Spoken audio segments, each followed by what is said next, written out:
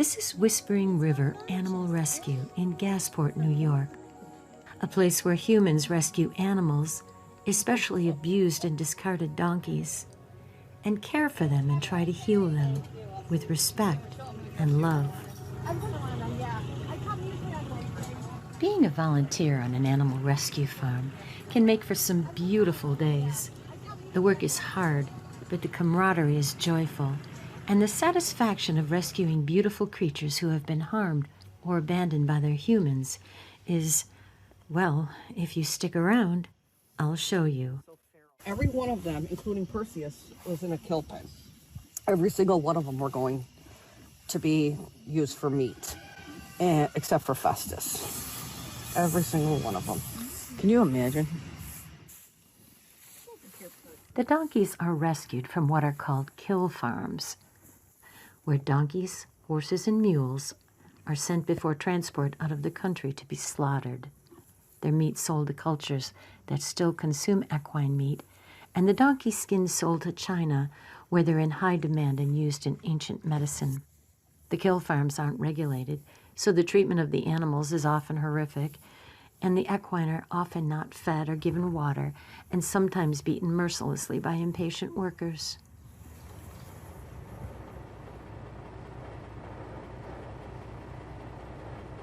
The volunteers at Whispering River are constantly trying to raise money, not just to care for the donkeys they've saved, but to purchase more from the kill farms at hundreds of dollars each, including the cost to transport the animals to Gasport, where they arrive exhausted, frightened, and sometimes barely alive. Welcome home, everybody. Some donkeys aren't so lucky. This one couldn't stand, which can mean death for the donkey. A volunteer explains what occurred on one of the first transports.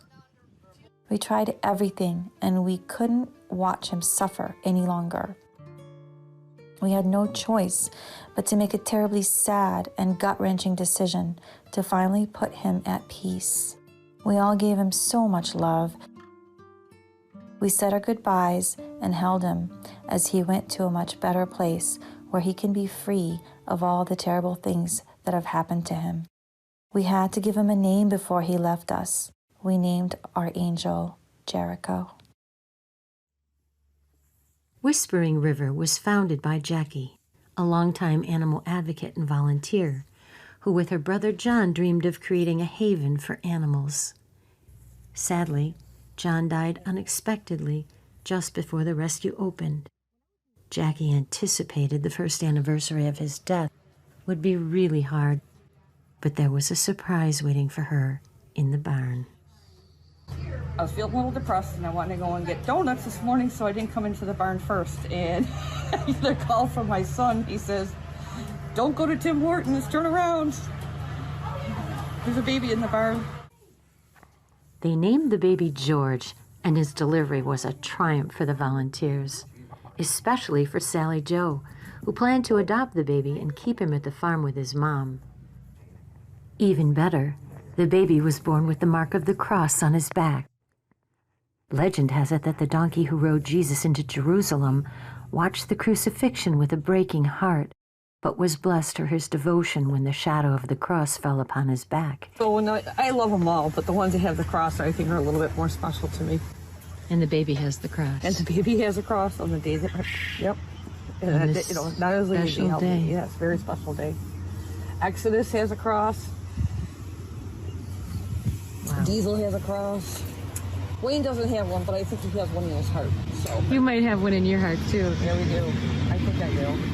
Unfortunately, despite all the TLC, little George's health went downhill fast, and for a variety of reasons, he didn't make it.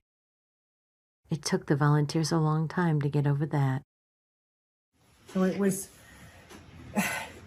definitely a roller coaster of emotions for a couple of days, and it ended not real cool, but we're here to go on to the next one and save the next one and carry on, and that's what we'll do, one day at a time. I first found out about Whispering River Animal Rescue while at my job at the Niagara Gazette, a newspaper in Niagara Falls, New York, where I was a journalist. We'd run a front-page article about the rescue, and I saw they were seeking volunteers to come out and just love the animals, especially volunteers battling anxiety, addiction, and depression. I'd been looking for somewhere to volunteer with my older brother, Jerry. Reading the story about Whispering River, I knew I'd found it.